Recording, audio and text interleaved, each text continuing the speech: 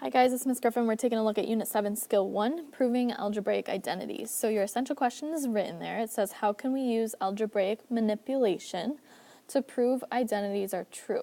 So we've got these steps listed out over here off to the left, and it says expand your parentheses, distribute, simplify, and get one side the same as the other terms on the other side of the equation, or on the other side of the equal sign. So our first example has us taking this, expanding it, distributing it, simplifying it so that we can show the right-hand side. So I always like to write that we want to show this. Sometimes the sides might be reversed, and we'll see that maybe in the next example, but first step, again, is to expand the parentheses if you have any.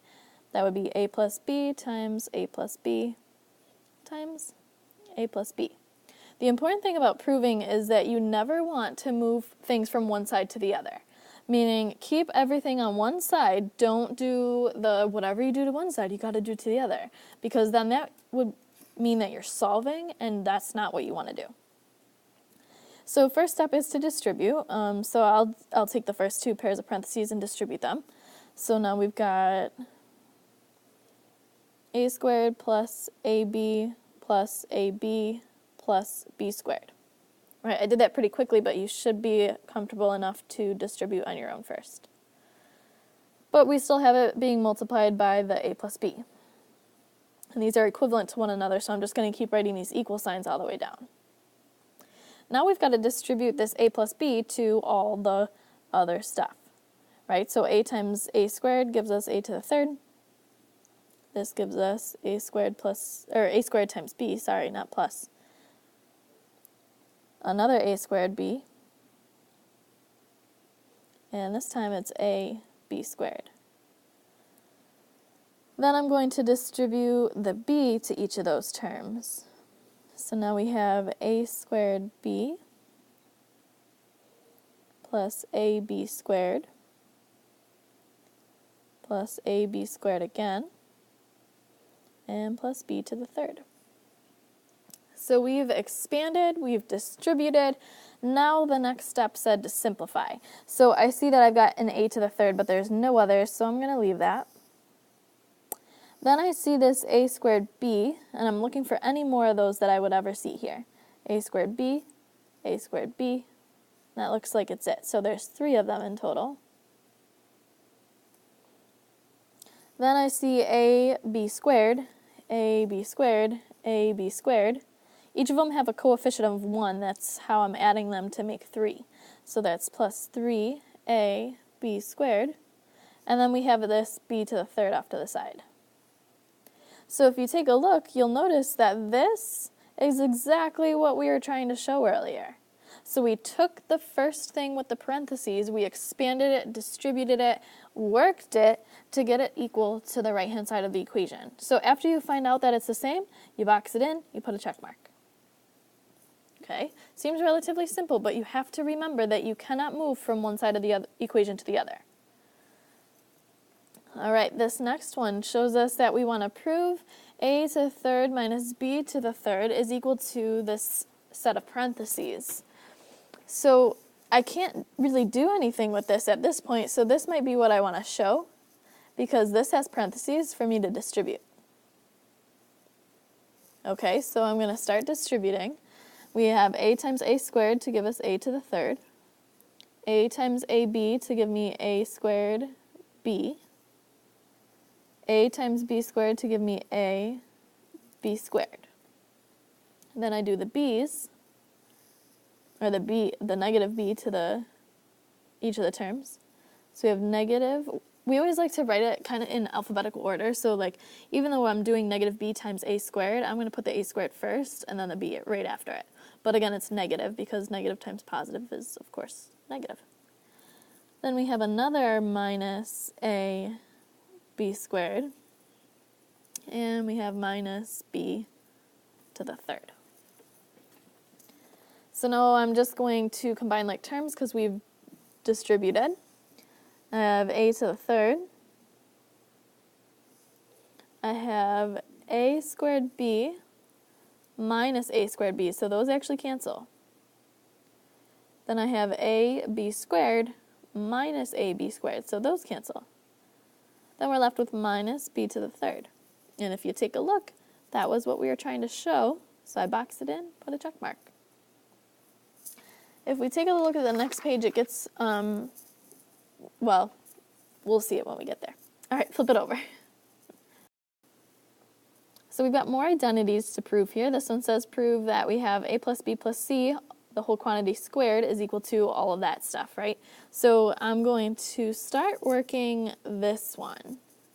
So I'm going to expand it out, a plus b plus c times a plus b plus c.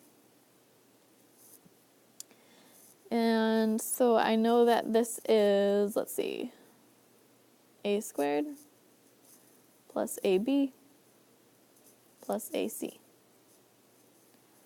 Then I'm going to do the b times each term. And again, we kind of like to keep it in alphabetical order. ab plus b squared plus bc. And then we have the c times everything. And again, alphabetical order is the coolest thing in the world. ac plus bc plus c squared. So we're going to try to combine some like terms here. So we've got equals, a squared's a loner. Then I see an ab and one more ab, so plus 2ab.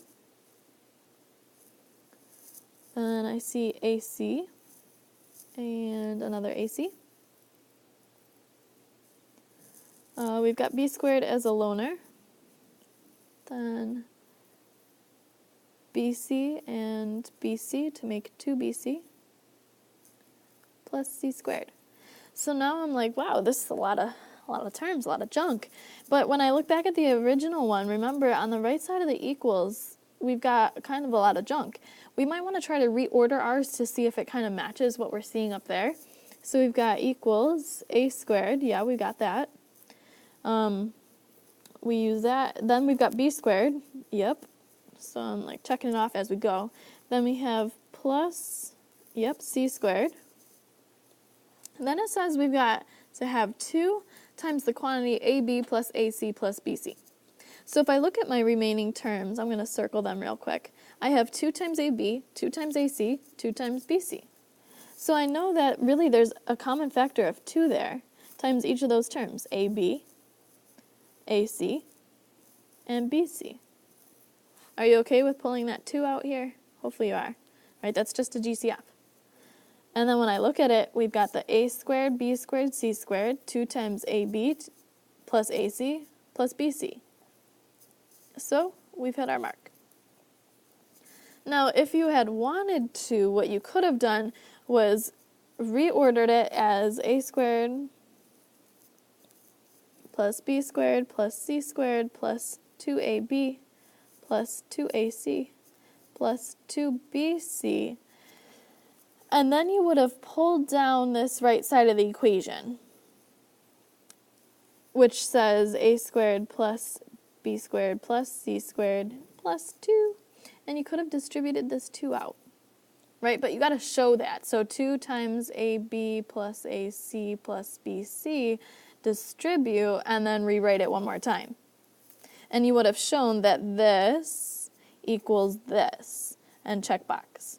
So sometimes you get to the point where you have worked this one side as much as you possibly can, and then you're like, oh my gosh, I don't know where else to go, because maybe you didn't see this factor of 2. So then you stop, you pause yourself, you write out what it's actually equal to on the right-hand side, and you see where you can go from there. Sometimes you can distribute, sometimes you can factor, sometimes I don't know what, but sometimes you can work the right side to get a little bit further, and then you can see that they match.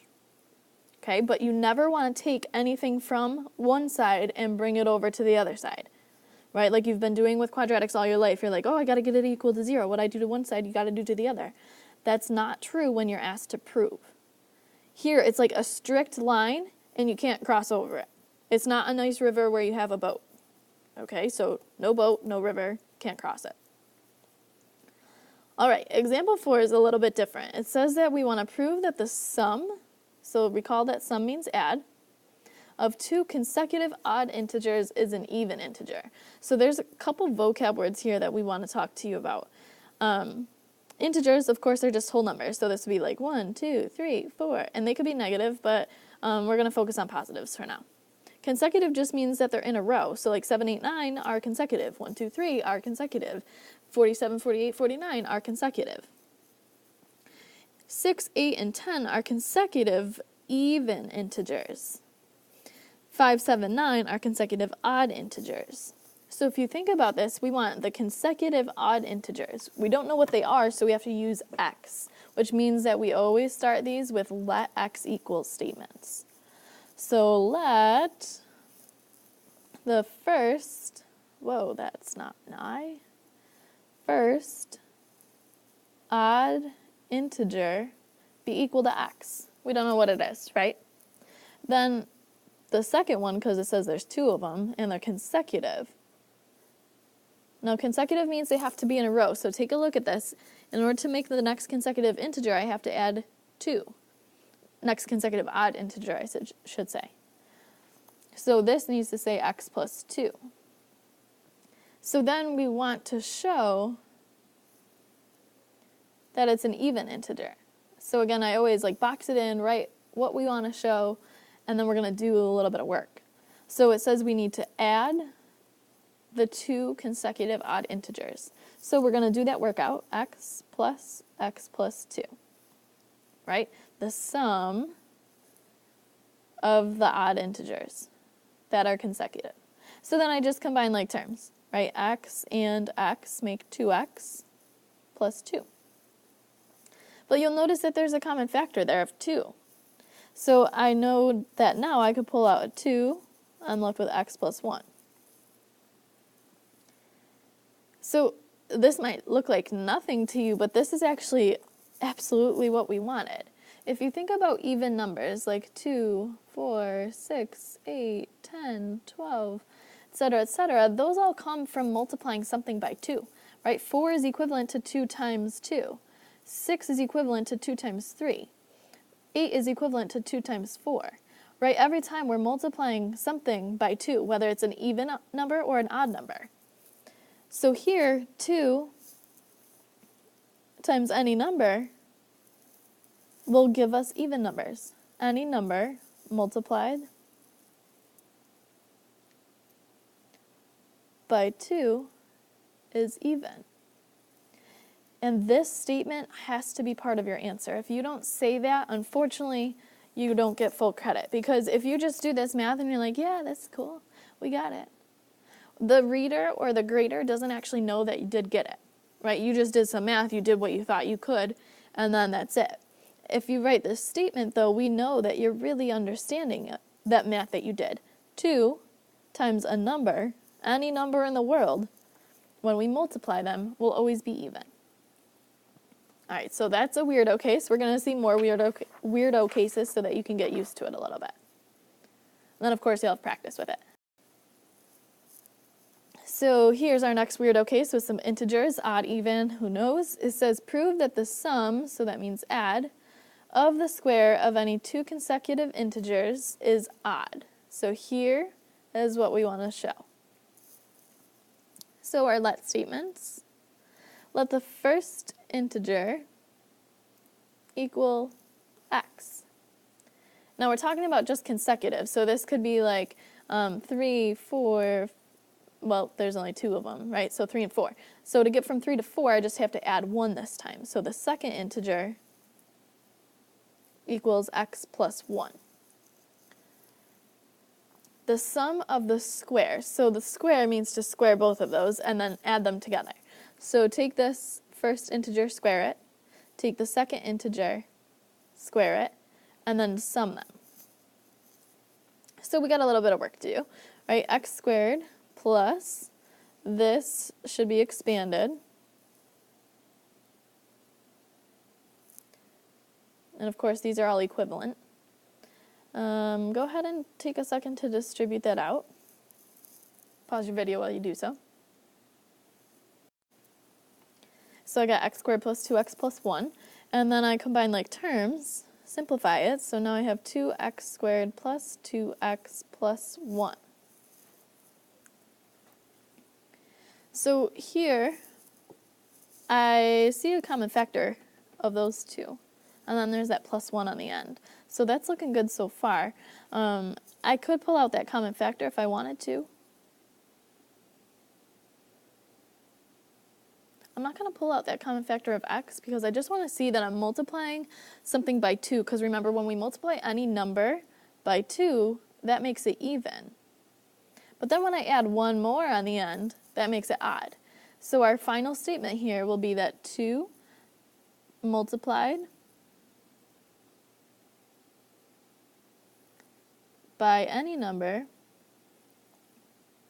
is even, and when we add 1 to an even number,